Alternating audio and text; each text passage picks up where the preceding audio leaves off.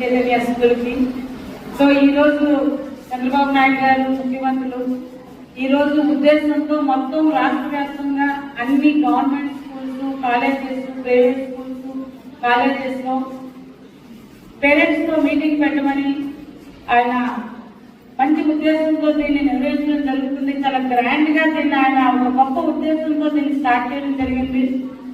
Main దీని తాలూకా concept ఏంటంటే తల్లిదండ్రులు పిల్లవాళ్ళ తాలూకా విద్య ఏదైతే ఉందో దాంట్లో కంపల్సరీ తల్లిదండ్రులు తాలూకా పూర్తి ప్రమేయం అనేది ఉండాలి.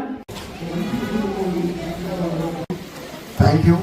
మిగిలిన అన్ని స్కూల్లో కూడా ఈ విధంగా పాటిస్తే చాలా మంచి రిజల్ట్స్ ఉంటాయి. అదేవిధంగా పిల్లలకి నేను చెప్పదలుచుకుంది ఏంటంటే, మీరు ఏదైతే చదువుతున్నారో కష్టపడి చదవకుండా ఇష్టపడి చదవండి. ఇష్టపడి చదవండి. మీ తల్లిదండ్రులు మీకోసం రాత్రి పగలు కష్టపడి వాళ్ళ ఉద్యోగం కానివ్వండి, ఏదైతే వాళ్ళ ప్రొఫెషన్స్ వాళ్ళు చేస్తూ మీకోసమే వాళ్ళు ఎంతో కష్టపడి వాళ్ళు కష్టపడినవ్వండి, కానీ మీరు ఇష్టపడి చదవండి. వాళ్ళు కష్టపడి సంపాదించే ప్రతి రూపాయి కూడా మిమ్మల్ని ఒక మంచి స్థానంలో, ఒక ఉన్నతమైనటువంటి స్థితిలో చూడటం కోసం వాళ్ళు అహోరాత్రులు కష్టపడతారు. కాబట్టి మీరు పిల్లలు ఇప్పటి నుంచి కూడా తల్లిదండ్రుల తాలూకా కష్టం ఏంటనేది గుర్తెరగాలి. మీరు ఆ విధంగా గుర్తించి దీనికి మనమేం చేయాలి, మీరు దానికి చేయాల్సింది ఏముంది, ఏమీ లేదు. సింపుల్. మిమ్మల్ని ఇక్కడ దేనికి పంపిస్తున్నారో దాన్ని 100% మీరు మీ చదువుని చదవాలి.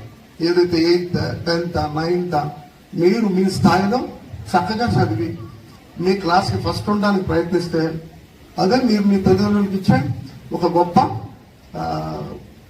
వాళ్ళకి చేసే ఒక గొప్ప సేవ లాంటిది. అదేవిధంగా చదువుతూ ఒక ఎయిమ్ పెట్టుకోండి. నేను ఇది కావాలి, నేను ఒక ఇంజనీర్ కావాలి, నేను ఒక డాక్టర్ కావాలి, లేదా ఒక పోలీస్ ఆఫీసర్ కావాలి. ఇప్పటి నుంచే ఒక ఎయిమ్ పెట్టుకొని ఆ ఎయిమ్ కోసం చదవండి. అదేవిధంగా ఆహారం అలవాట్లు కూడా మనం తినే ఫుడ్ పైనే మన బాడీ ఆధారపడి ఉంటుంది కాబట్టి మంచి ఫుడ్ తీసుకోండి. అదేవిధంగా యోగా కానివ్వండి, ఆటలు కానివ్వండి. చదువు ఎంత ఇంపార్టెంటో మీకు శారీరక శ్రమ కూడా అంత ఇంపార్టెంట్. ఉన్నప్పుడు మాత్రమే చక్కగా చదువుకోగలరు.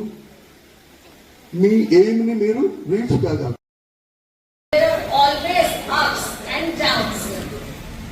Whatever it may be, we are taking every necessary step.